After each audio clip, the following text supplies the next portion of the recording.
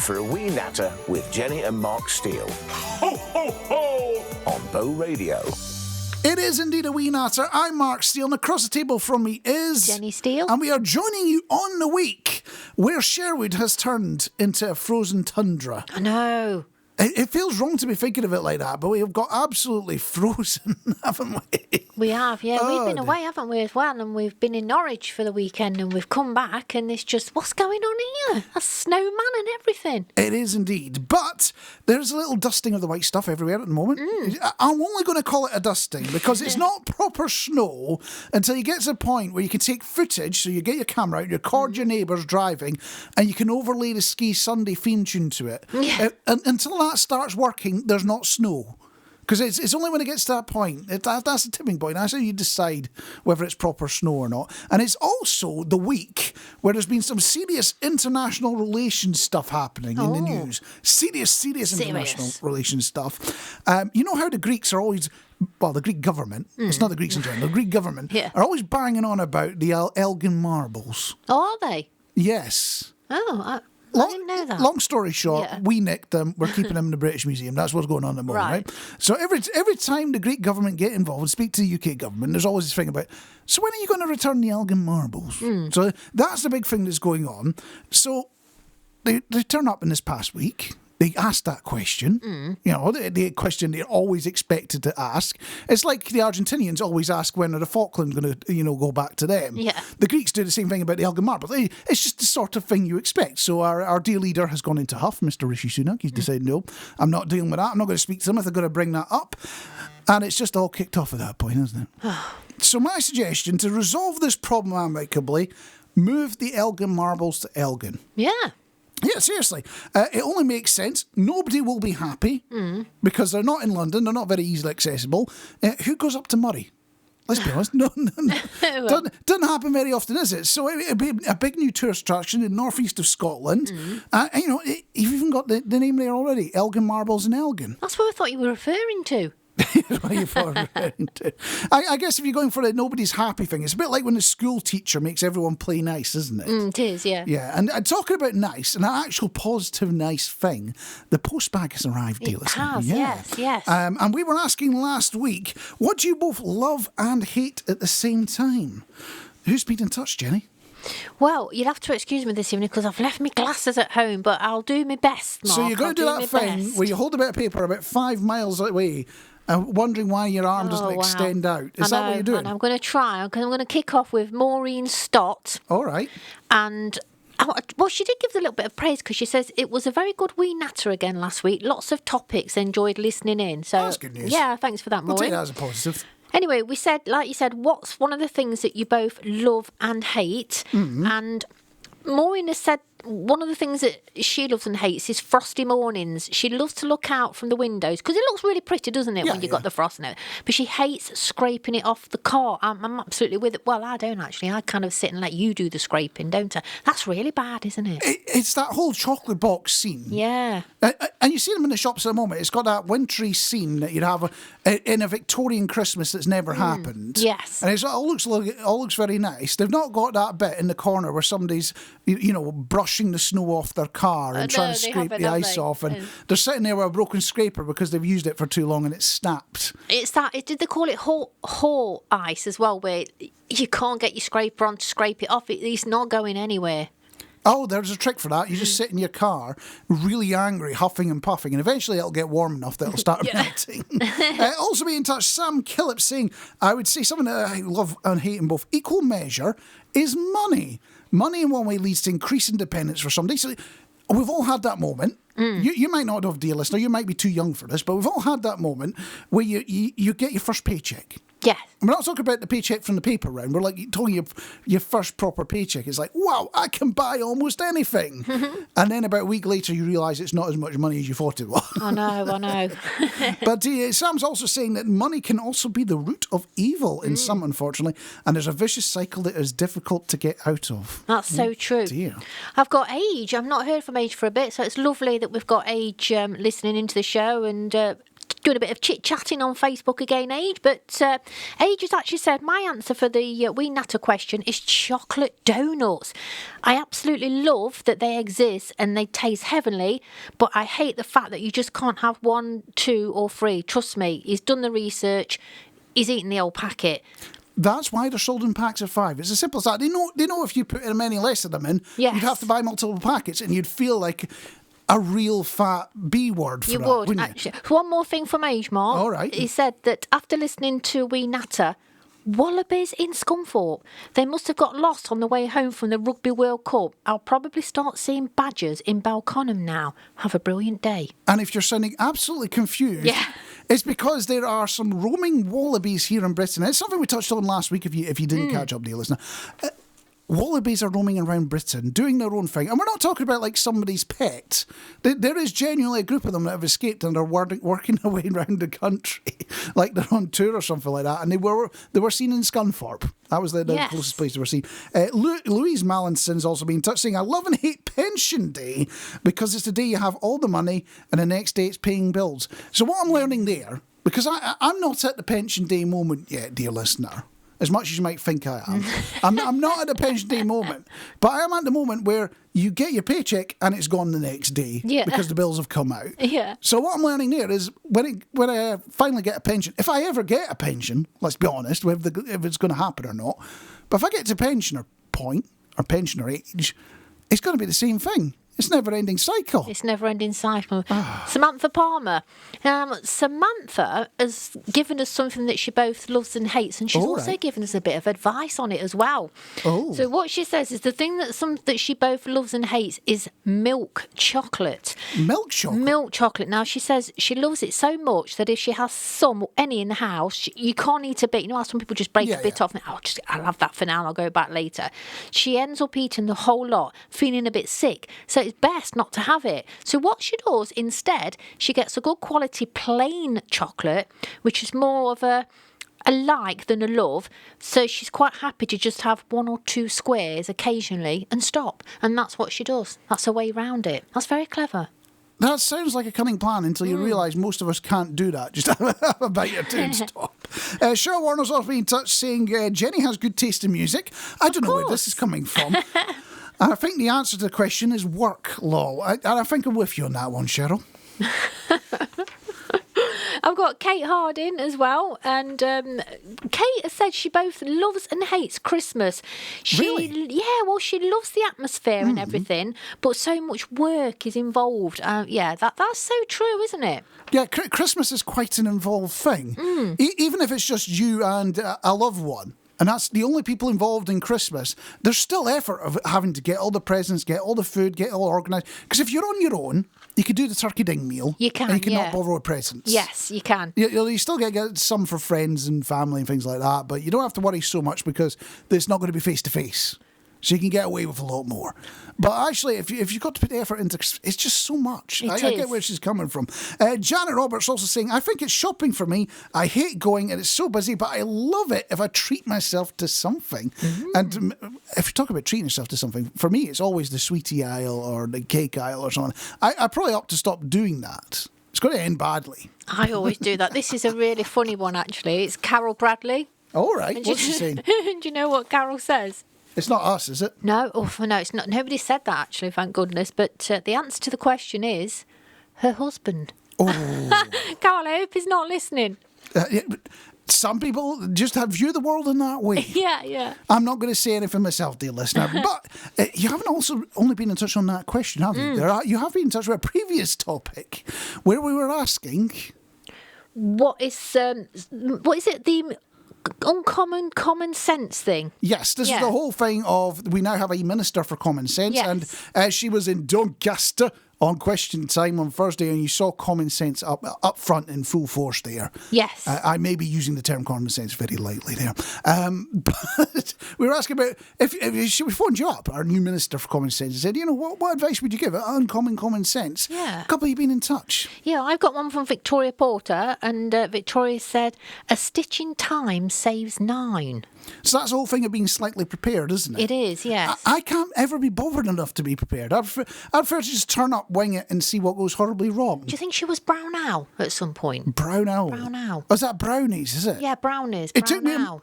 took me a moment to figure that one out there. Yeah, brown owl. Talking of pension, Louise has been in touch from West Yorkshire. I don't know what the specific West Yorkshire accent would be. I get, because if you're talking South Yorkshire, you're into Sheffield. You are, yeah. So I'm trying to remember where the boundaries. I think that's sort of Leeds type direction or something like that, isn't it? Do they call the lads and lasses, and do they say, are you reet up that way or not? I'm not 100% I'm sure. not But she's either. been in touch to say, I hope by the time you get to pension age, there's enough in the pot for you. Well, she's right. I hope that as well, although I suspect it might not be. I might be relying on scraps, and I might be working all the way up past the pension age on that one. Depressing to think about, but there we go. Also being in touch, Sylvia Goddard from Basingstoke saying, hello folks, my uni timetable has changed, so I'm at home with Charlie this week. So hello Charlie as well, yeah. and enjoying the show. Glad to hear it. Yes. And is it just me, or that gets random things popping into the head when you hear a song? Because we're just talking about music there. Yeah. And when you hear a song, random things pop into your head. You know, you hear the Tears for Fears classic, Everybody Wants to Rule the World. Great wee song. And it reminds me that I've got to crack on with my side project to get it done before the apocalypse. You know, just get it done, otherwise it's not going to be very useful. Yeah. And there's also songs that remind you of important people in your life. So I'm going to say the name of a song here. I'm going to see, Jenny, who it reminds you of, right? All right, yeah. George Michael, amazing. Who or what does that remind you of? Snappy Snaps, am I allowed to say? Snappy Snaps is up there. Yes. I'm surprised that's the first option you went for there, because if I'd say Snappy Snaps was the first one, which is the association you make with George Michael, every time I go past Snappy Snaps, it's like, oh yeah, Wham! That's what pops into my mind. But no, it was the song went down to the wedding aisle too. It did, I did.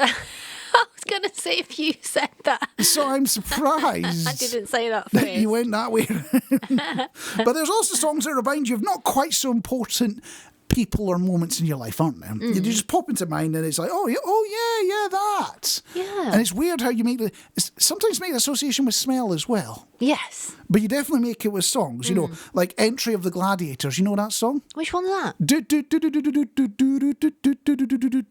the Benny Hill theme, isn't it? No, that's not a Benny Hill thing. That's Yakety Sax.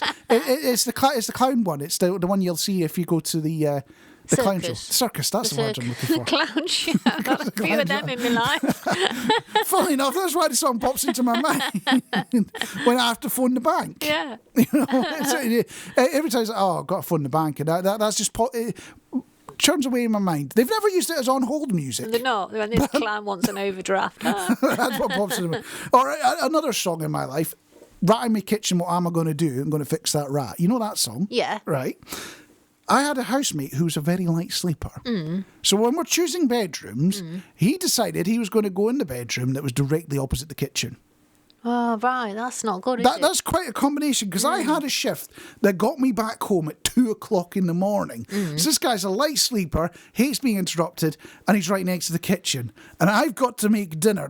I will tell you from experience, dear listener, having done it hundreds of times, there is no way to make cheese toasties or sausages or anything like that in complete silence. No. I'll make a tiny little noise and he'll be straight up in the kitchen like, what are you doing banging around at 2 a.m?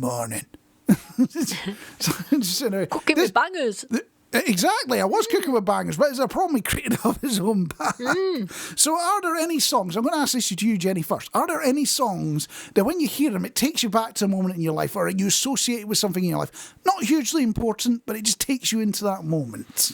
I don't know. I think sometimes when you hear no particular song like from the 80s and stuff, or maybe 90s, it does remind you of nights out, like clubbing and stuff. But that Slade one, going back to the Slade one, for some reason I had like platform shoes pop into. I never wore platform shoes. It was in the 70s, but I had visions of Noddy Holder with his platforms on, and they all had the sparkly, spangly gear on, didn't they? And I was like.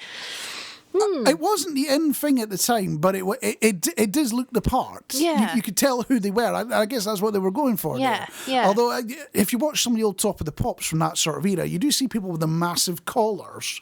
Then they could almost knock somebody out with them. They're that big. I know. And I remember the Culture Club phase where everybody went round with the Boy George kind of plaits in the hair and the ribbons, kind of, not ribbons, more like bits of rag threaded through the hair. And the Boy George hat. They look like rags. Bits of rags. I don't think anyone that was wearing it was thinking of it as bits of rags. So we're going to open this one up to you, dear listener. Is there some, a song out there that just reminds you of something random from your past or takes you to a moment in your life? We're not looking for the hugely serious stuff. We're looking for the daft ones. You're like, oh yeah, it reminds me of that person, or it reminds me of that thing. It reminds me when you used to wear raw skirts. Exactly. Yeah, choose life. There's one you don't get to hear all the time, Richard Ashcroft. It's cracking. He was with a Verve, wasn't he? Yes. I don't know which round it came though. Was it Verve and then he went solo, or did he go solo and then decided to form the band, the group, the Verve? I don't know. You're asking the wrong person that question, because what's supposed to happen is every radio DJ, dear listener, will be able to regurgitate all the musical facts you ever needed to know. But not us. And there's, I'll let you into a little bit of a secret. There's two ways that they know all these facts about the music. One of them is they have the Guinness Book of Hit Singles in front of them, which is a book I believe should be banned from the universe, because the only people that use that book are the most boring people in the pub. Oh, yeah. The ones that will tell you, oh, it got up to number 7 and then down to number 3. Not interested in that. The other one is you go on Wikipedia about 10 seconds before you mention it on the radio. Guess who forgot to go into Wikipedia? You. Yes, so I kind of screwed that one up, didn't I? Well, no, to be fair, I could have had a quick little look, couldn't I? But yeah, we've both screwed that one. We have, yeah. It is A Wee Natter on Bow Radio, and we are finally into December. I know. Have you opened your advent calendar? I realise I've got 3 in my windows I've not yet opened. Oh, so you haven't learnt the trick on how to scoff your entire advent calendar in one go? Well, I can scoff yours in one go if you like, and then just pad it out so you don't know. You've never done the thing where you crack open like the top or the bottom, you slide the chocolate tray out, you have all the chocolate, slide it back in, and nobody knows, and you can still open the windows one at a time. I've done it on your Easter egg. Oh, where I've took one half out very carefully and then padded it out, and it's just got like, it still looks like it's got an egg in, and it hasn't. So you go and take your wrapper off, your seal, whatever, your paper, your foil, and there's nothing there. Well, you were saying it looked like an egg. It looked more like a bowl when it was back in the foil, which kind of gave the game a bit away there. Yeah. And have you got your Blue Peter fire hazard advent candle thing up and lit yet? No, I haven't. No? Oh. What's that all about? It was just, you're going back a long time now. And Blue Peter used to do, I'm sure they still do, teach you all the little DIY things, meet yourself, and you get little crafty things out the end of it. And one of the ones that we're always famous for, especially around this time of year, was out of coat hangers, tinsel, and candles, you get a sort of little advent crown thing that you could hang in your house. Yeah. Which just feels like a fire hazard, especially considering this would have been the era when everyone had paper decorations, including the ones that sort of folded round and concertinaed. Yes, I can remember that. That just reminded me, I had a look in a shop today and we were looking at smelly candles. Smelly candles? Smelly candles, and one You're looking at smelly candles, all right. Yeah, and one candle, when you smell it, it smelled of burnt fire. And I looked, and that's exactly what it was called. Burnt fire? It was like fire. I think was it just labelled as fire? I can see what they're pitching for there, because like a burnt sofa. You're in winter now, you walk down the street and there'll be somebody that'll be burning coal or burning wood, and it takes you back to a moment in your life, I love that smell, the coal smell coming from a chimney. Yeah, that does take you back to being a kiddie when you had a coal fire. But no, this was a charcoaly smell where your house was just burnt and you're going back in afterwards with a fire brigade, The fire went out of control and we're on the other side of it. Why would you want a candle to smell like that? I really don't know, I don't know. I don't think that's going to be a big seller. And while we're on the festive topic, I bet there is a person in your neighbourhood, dear listener, you, Jenny, as well, that has over-decorated their house, hasn't there? Yeah, there's one down the road, isn't there? There is one down the road that could genuinely be used as a navigation aid for the air ambulance. It is that well lit up and you can see it from that far away. But I joke, but somebody near me has put a fair few lights up, if we're being kind. That's what they want to do. And if you go back to early 1900s, which is a bit before my time, a bit before your time, dear listener, as well, we go back to the early 1900s, just having electric lights would have been a status symbol, wouldn't it? Yeah. Even having electric in your house would have been a status symbol at that point. Everyone else was still putting candles on the tree and lighting them for... Yeah. I just remembered having seen outdoor lights on trees driving up to Mansfield with my dad to see Grandma as a kid, and I used to think people were so posh. It amazed me that people had fairy lights on the trees outside in the gardens. And nowadays, when you see it lit up like Piccadilly Circus, you're not thinking it's posh, are you? No, less is more. The concept, the status symbol has moved on, hasn't it? Yeah. So it's got me wondering, we're getting to the end of 2023, we're about to get into 2024. What is going to be the new status symbol for 2024 when you need to flaunt the fact you got a bit of cash now? You got loads of money. You want to flaunt that bit. What do you think that status symbol is going to be? A chopper. As in a rally chopper? Yeah, or a rally chopper. Or a helicopter. So definitely the rally chopper. Because the helicopter would be properly showing off. I suppose rally choppers haven't been made in a very long time. They're antique pieces now. They'll be worth a few bob. They are worth a few. I see where you're coming from. Personally, I think it'll be... You know the card you use to top up your gas meter? Yeah. If you can go down the corner shop and top that up, you must be absolutely loaded. You must be raking it in. Yeah. So we were just kind of going back to the candle topic. All right. You know, you can get some gorgeous candles this time. You can get, all year round, gorgeous candles. You can get some real festive candles, or you can get some spring, summer. They do some lovely candles out there now, different colours, styles, patterns. Yes. When I buy a candle, I can't bear to use it because I don't want to melt it down and it just loses its appearance, its looks. Now, you see, you're in the same category as my mother here, right? Because she won't like candles, but it's because she doesn't like candles. They're all right as ornaments, but it's not, not interested in setting on fire or anything like that. I have to buy a cheap one that doesn't look like anything, just because I do like to see a candle flicker. All right. But I can't bear to use me. I buy a candle that coordinates with my towels in the bathroom. I'll never use it because it looks lovely the way it is in its jar, and even though it's probably got a beautiful smell, and I can't bear to use it because. So you're saying candle wick gets burnt, doesn't it? And that just spoils the appearance, doesn't right? it? So you've got colour coordinated. So I'm imagining your bathroom now, right? Okay. So I am seeing the avocado green toilet in the bath. Oh yeah, where are you seeing that? The brown Not in shag my pile bathroom. rug. And, Carpet up the side of the bath panel. yeah. I've genuinely seen that in real life. That's just not a made-up thing, dear listener. That does exist in the real world. No, I'm imagining that sort of bathroom. You've got the brown towels there as well to colour coordinate. And I'm imagining you've now got a brown candle there as well. Just to add I'd on like top. that one for sure. No, I just can't bear myself to do it. I just like they don't tune. I'm like that with new shoes and trainers. I get a nice pastel colour, then I can't wear them because I'm frightened of getting a bit of mud on. You're frightened again. Yeah, I've got trainers stacked up at home. They've never been used because I can't bring myself to use them because they're too pretty. How does it... I know that don't make sense at all. So why even buy the trainers in the first place? They're not good. Are they there to sit on a plinth in your living room? You've got guests coming round. You go, oh, well, by the way, have a tea, sit down. And there's my display of trainers that I bought in the last 20 years. Is that what you have them for? I'll be on that programme. Is it Hoarders? Hoarders? Yeah. Are you saying you have got a lock-up or a warehouse somewhere full of trainers? Is this what you're confessing to? Oh, but I could do. If you find the garage, all of a sudden somebody coming in doing the garage out with shelves, it's for me. It's for storing my candles and trainers. It's just storing a can. I'm trying to imagine what world those two things to go together is. I know it's probably going to exist before I even say this, but is there a candle out there in the shape of a trainer? Oh, that's what an idea that is, isn't it? But what smell would you go for there? Would you go for Parmesan. Cheese? That's what they end up with, didn't they?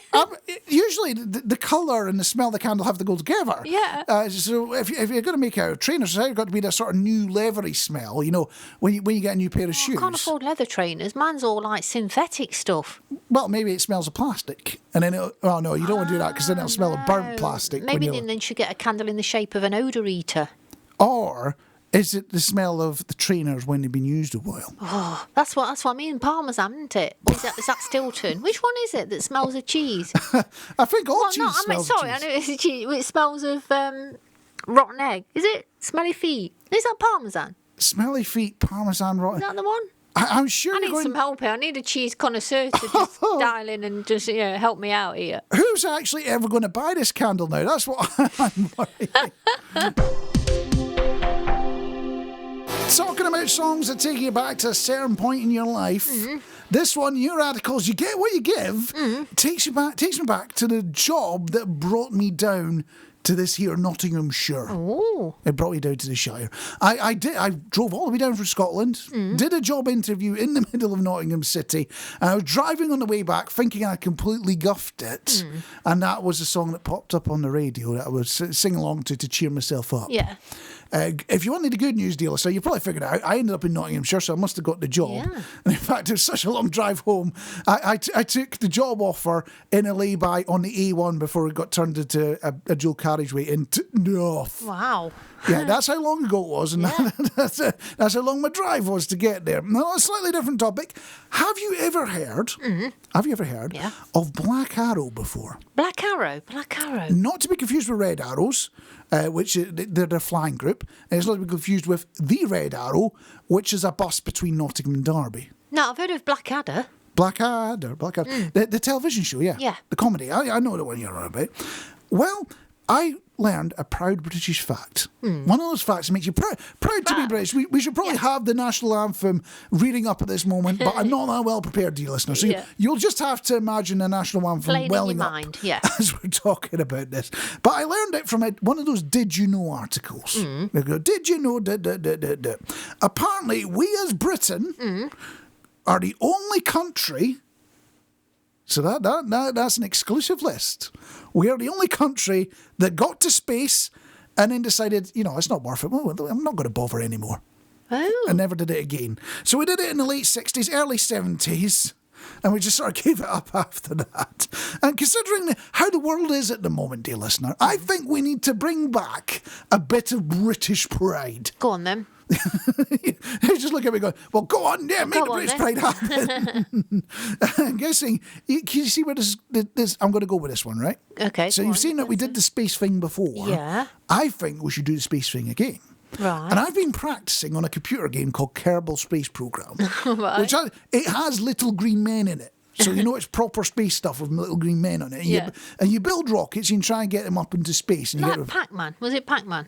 It's a bit more involved than that. You build rockets out of components, you hit the go button and you have to launch them and get them into space and try and get your guys on the moon and things like that. That's the challenge you've got to meet. I couldn't even get into orbit. But that is not going to stop me. And I'm going to go into the real world. So I've moved it into the real world. I practiced on the computer. Yeah. I did my thing. I moved into the real world and I've got the bits together in my garage. And I'm hoping to launch in mid-2024.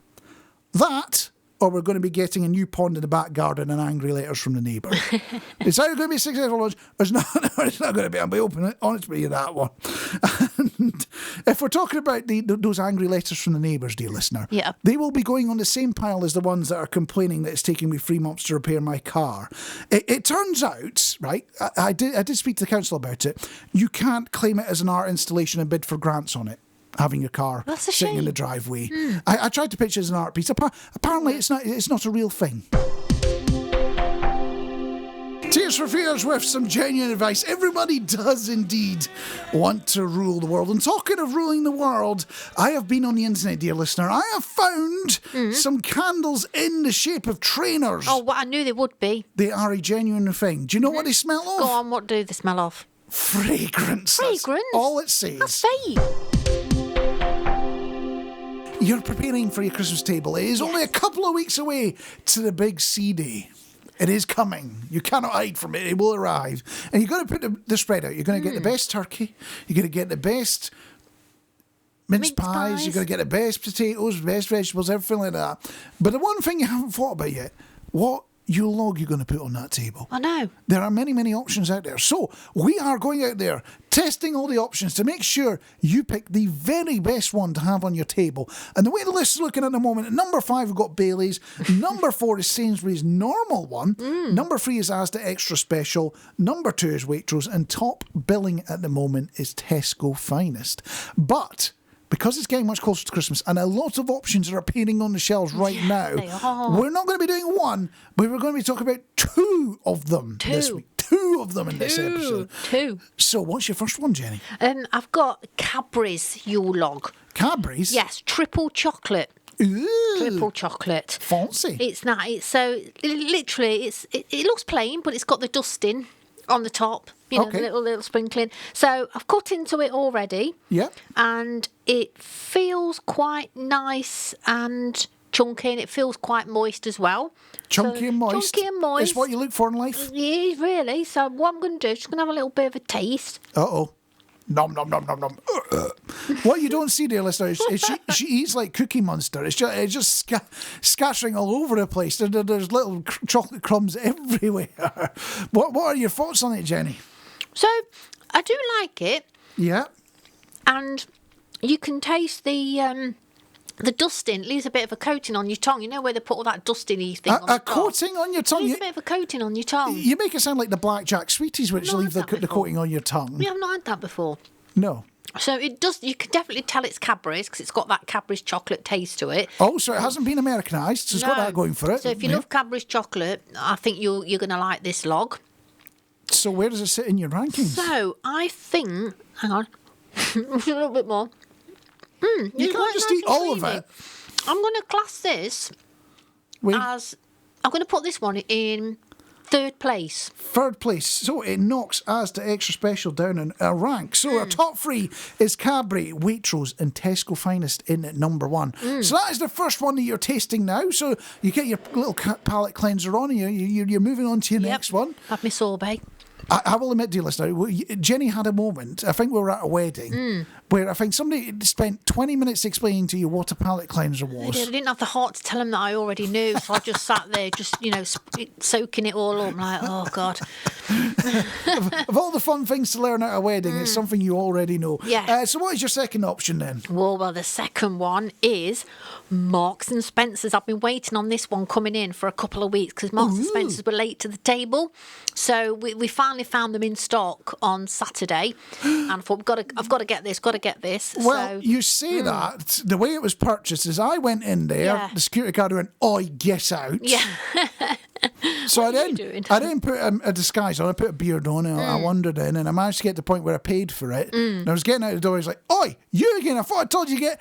And he was chasing after me as I was like, I'd paid for it genuinely, but it's chasing me down the street. So we went to quite an extreme to get this one for you. Yeah, we did actually. There is two. I'm only joking. It didn't happen No, it like that. didn't. I'm just making it out that it's a far more posh shop than I would It's normally go very to. posh. Yeah. There is two that they're doing, but we couldn't find. They do a Colin the Caterpillar birthday cake, and they're doing a Christmas version of Colin the Caterpillar. Well, I can't see Colin yet. He's not in the shelf on the shelves available, so I can't do the Colin one. But I've got their chocolate. It just literally says chocolate Yule log. Now it doesn't say extra special. Doesn't say top of the range. It literally just says Well, to be chocolate fair, Yule log. To be fair, if you're going into M&S, you're expecting that next level thing. Unless it's the Yeah. essential stuff, the basic stuff. Yes. You're expecting the next level. So Well, it doesn't. It looks basic. Oh, it it does looks look basic. basic. Oh, It's in a okay. basic box, and I've got to be honest with you. When I took both the Marks and Spencer's one out and the Cadbury's one, I could not. There was no difference in appearance apart from the Marks and Spencer one is a lot more wider, so you get a bit more. It's heavier in the box. It's wider than the Cadbury's one. are you saying it's chunky? Are you saying a it needs to chunky lose one, weight? and when you cut into it, you can hear the chocolate cracking as the knife goes through. So, yeah. So I'm going to just try the Marks and Spencer one then and see, because I've been looking forward to this one, Mark. I've got to be honest with you. So take yourself back to that Cookie Monster image with the as it's being eaten at the moment, dear listener. And where does it sit for you, Jenny? What are your thoughts on the Marks and Spencer option? So the Marks and Spencer one Yeah. is. This is really weird because I'm still not finding a Yule log that has got that creamy texture as the Tesco one. Oh, so it's not going to get top billing. Where does it sit though? You do have to I give will it a put ranking. it second. It's second. Oh, it knocks Waitrose down a peg. Oh wow! So that we got a new listing now. At the bottom, number 7 Bailey's, number 6 is Sainsbury's, number 5 is Asda Extra Special, 4 is Cadbury, 3 is Waitrose, 2 is M&S, and number 1 is Tesco Finest at the moment. So if you're picking the top Yule log to go on your table, the correct option at the moment. Admittedly, we haven't tried all of them. There is a couple of weeks left, but the top option at the moment is Tesco Finest. It's the Wets. Wishing I was lucky. It's got a lovely smile, ain't it, that Martipello? Are you still focused on Marty Oh, Pillow? it's just eye candy, isn't it? Eye All candy the- for the ladies. I know it. All these years later, you're still going on about Marty Pillow. It's lovely. Is that the standard that I've got to meet to be in your books now? Is it? That's quite a high standard to try and achieve, especially if you're trying to go by when the Wets were in their prime. If that's the standard you're measuring against, I'm in real I bet trouble. it still looks good. I will take your word for it on that one. It is A Wee Natter on Bow Radio. And do you ever find yourself saying things from TV shows and films all the time? I don't think I do. Do we? Do I? No. Well, I do occasionally. There's one thing I do say. I do. Oh, what It's do the you lovely jubbly thing, isn't it? do? Do you say lovely Oh, jubbly boy, all the lovely time? jubbly. When the occasion fits. When the occasion fits. Few Gavin and Stacey one-liners, that sort of thing as well. So you're turning up to a funeral. They're doing their piece. They're putting them in the ground, and you just go, Hey, lovely jubbly. head off at the end of it. Is that what you mean by appropriate? No, not really. Well, I'll be honest, even decades after the film released, I do catch myself saying something from a film. And it's, that'll do blank. That'll do. That'll Where do. blank could be lad, mate, person's first name. Yeah. So it could be, that'll do, Jenny, that'll do. Do you know where that comes from? I don't know. The Ovis commercial. It does not come from Hovis commercial. It's not even a British thing it comes from. Yeah. It's an American film. Babe, Pig in the City. Oh, That'll do, pig. That'll do. I still catch myself occasionally I've never saying it. seen that film. Admittedly, it was a kid's film, and it was a very long time ago now. So Was it's you a not, kid when you watched it then? I was a kid when I watched it, but for some reason I just catch myself going, "That'll do, lad. That'll do. Or that'll do." Insert name here. It's just something I catch myself doing. Another one I'll occasionally say. I don't know why this is stuck in my mind, but it's, "I don't like gravy." It's got to be done in a bad northern accent. Who said that? Is that an ad or a film? It's from Chicken Run. Is it? And, when they're about to be turned into pie. I don't want to be a pie. Don't like gravy. I haven't seen that either. You haven't seen Chicken Run? No. Oh. I don't like sad films and stuff like that. Even though it's like animations and cartoons, I still feel sorry for, the animals and things. You feel sorry Can't for the do it. You feel sorry for the plasticine. Is Yes. that what you're saying? Or another one I occasionally catch myself saying, when you're having a good moment, is back in the net. Yeah. Which is very Alan Partridge. That's the occasional trips to Norwich rubbing off on me. That's what that one is. We'll be staying in the Travel Tavern next time. Although, not from a film, this one, but colleagues have told me off for saying that I occasionally say, when we're talking about something, it runs like an embalmed dog. Oh, no. Do you know, what do you imagine? You imagine it's Not not running at all. Exactly. It gets the point across. Because people say, it runs like a dog. It's running like a embalmed dog. It's not even starting. You can't claim it's up and running. It's not going. The bad news is apparently customers don't think that's a professional term to be using. I would not be surprised if this makes Christmas #1 this year. I hope so. Just a shame it's under less than happy circumstances. Pogues and Kirsty MacColl, Fairy Tale of New York. It's also a song that got me in trouble once, dear listener. Did it? I had to play it in full, as you just heard, on the fine radio station that is Bull Radio. And because of the language, Oh, yes, I had an yes. American boss at the time who took great offence to a certain lyric in it, which admittedly is of its era. Let's not beat around the bush. It is not the sort of thing you see in normal modern parlance, is it? No. I don't know why I'm No. trying to sound all possy. I don't either. But I do remember it was a real issue. He came running into the radio studio and was screaming at me to turn it off, turn it off, turn it off. But I did duck the song at the important lyric and got away with it. But I was very close to getting fired at that point. I haven't managed it, but it was that close. I'm going to sound like I'm off my rocker here, which is nothing new. But I'm going to ask this question anyway. Even I can't believe I'm going to ask this question, but I'm going to ask it. Do you dream when you sleep? I do, yes. And I dream in colour. You dream in colour? Yeah. You make it sound like you used to dream in black and white and you got an upgrade in the 70s or something like that. No, I did. That's before I got my colour TV licence. No, I genuinely can't remember if I dream or not. I assume I do. It's just when you wake up, you've completely forgotten. See, some dreams stay with you. Oh, they're that bad. Yeah. Oh, wow. Well, yeah. I don't want to do the whole now tell us about your dreams thing, but how could they be that bad that you remember them in the morning? Well, sometimes they're not bad, but you just remember bits of them. I mean, you forget them towards as the day goes on, I guess. But sometimes when you wake up in the morning, you can actually remember your dream quite vividly. So you dream, you remember it. Have you ever thought you ought to be more productive when you're asleep? Has that thought ever popped into your mind in your life? No. Apparently, there's a startup, so that's a company that's just started up, are working on a way for you to work when you're lucid dreaming. You know what lucid dreaming is? So when you're in your the deep sleep. You're in a sort of sleep where you know you're asleep, but you also know you can do anything and you're fully in control of it. So you could get to sleep and you go, all right, I want to go flying, or I want to do X, Y, or Z, and you can make it happen because you're fully in control. That's lucid dreaming. So this company's gone, if you can lucid dream, you can work when you're lucid dreaming. Free of charge. Wow. And we ought to make that happen. That's what this company's working on. How does that idea sit with you, Jenny? Not at all, no. I'll be honest with you, it doesn't work with me. Do you get paid overtime? No. The whole idea is they're developing this thing that puts you into this lucid sleep state so you can be more productive and do some work when you're sleeping. That ain't going to happen. Nah, it's wrong. Welcome to the future is all I'm saying on that one. If you work in an office, AI will take your job or your job will take your sleep. One of the two will happen.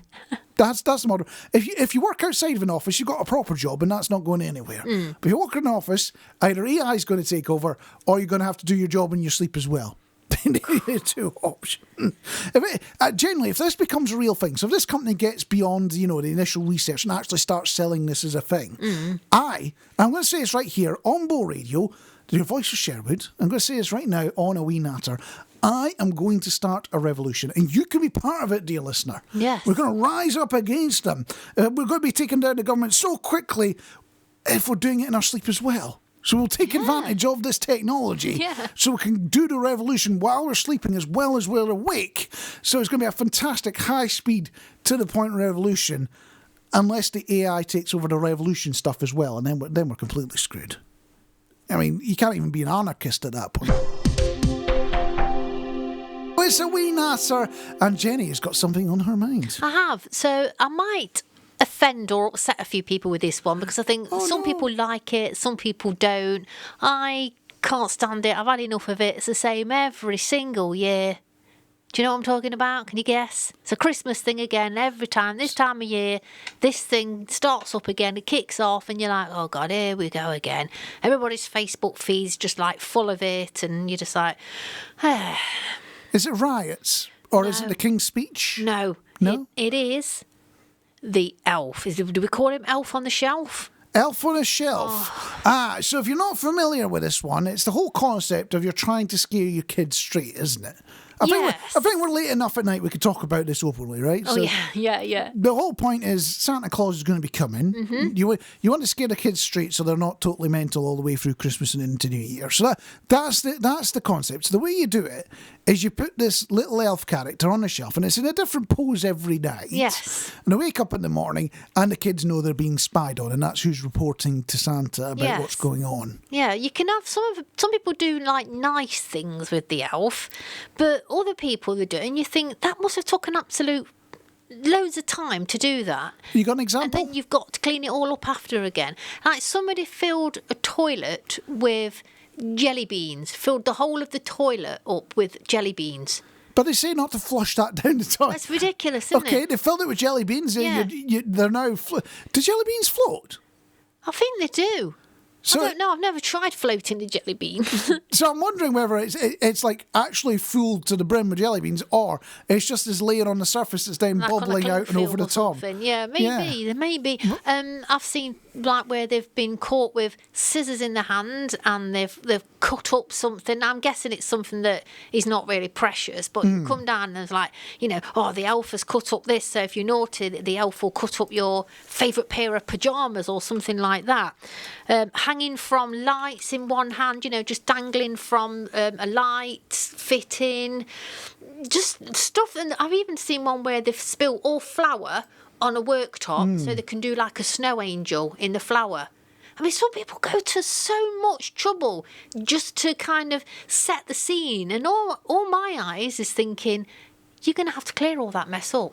Yeah, but you can also be a bit messed up with it as well. So I've just been on the internet getting ideas for extreme Elf on the Shelf We're not ideas. having one, are we? No. And one of the top ones I can actually tell you about, dear listener, so you'll have to Google for the rest of them because they're not family friendly enough even for a late night radio show. No. Gives you an idea where it's going. But the one that I found that I can actually talk about is a police officer. So you've got a police officer character standing there with his gun, and then there's the elf over the hood or over the bonnet of a car, like he's being arrested. And Barbie's in the car with her hands up as well. Yeah, I saw that one. Yeah, so you're looking at it going, you know what, I can see where it's going. But you'd also have to explain to the kids why that's happening. You would, yeah. Where's Ken? Where's Ken? Has anyone ever cared about Ken since he first came around? I don't know. There's your important tip. 1, don't do Elf on the Shelf because it's creepy, weird, and a bit too much effort. And 2, where's Ken? That's the new mystery we'll be following up for the next 3 years here on A Wee Natter. We are touching on the topic of Elf on a Shelf. Yes. And what the sort of scenes you can set up with it, because it wasn't a thing when I was a kid. No, me either. But it seems to be the end thing at the moment is you get this creepy shelf you put on the shelf to remind the children that you are in a surveillance state, and that is what they're going to be growing up in. Yeah. So I'm thinking if you're going to have to explain that to the children, then why not go a stage further and have Anarchy Elf? Anarchy Elf. So he has placards with the Anarchy symbol on it and things like that, and he's going on strike all the time, and he's blockading oil refineries, and that's going to get a bit complicated because you'll have to go and build an oil refinery like you do on Blue Peter or something like that. Lots of sticky back plastic and washing up bottles and whatnot. I've got that song in my head now. Is it by the Sex Pistols, Anarchy?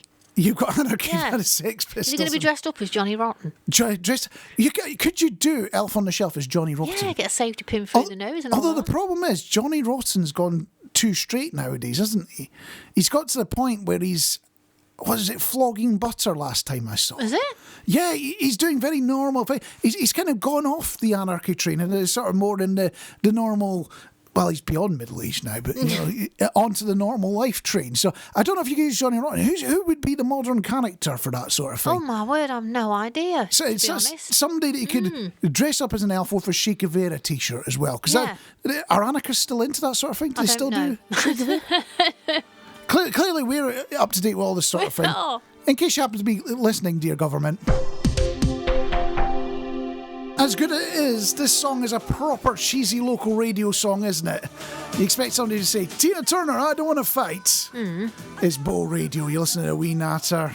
In just a second, you could be winning a trip in a badly spray-painted limousine in pink. Used to be white. Now still got paint streaks up it after Duran. Yeah, even I can't say that with a straight face. But that is genuinely the worst prize I've ever given away in my life. And considering right here on Bow Radio a couple of weeks ago, we gave away a mug that I drew on. She loved it. It's a fantastic mug. I went and personally presented it to Cheryl. But compared to the limo, it's a fantastic prize. Yeah. And I'm not making it up. It was originally supposed to be a helicopter flight, and it turned into a limo arranged at the last minute. Wow. And it was a pink. It was for Valentine's Day. Yeah. So they said it was a pink limo, and when it turned up, it looked like it had been spray painted that day, and still had the paint streaks coming down it. There you go. You could have won that if you were in Perth about 20 years ago. And talking about time going by, that is it for A Wee Natter. If you're listening on demand, do bear in mind that you can hit the subscribe button on whatever platform you're on, and you will get this show delivered directly to your lug holes and even your eye holes as well. If you're brave enough, it can be done. You hit that subscribe button, magic occurs. Instead, if you prefer it live, you can join us on Bow Radio from 7 o'clock every Sunday evening.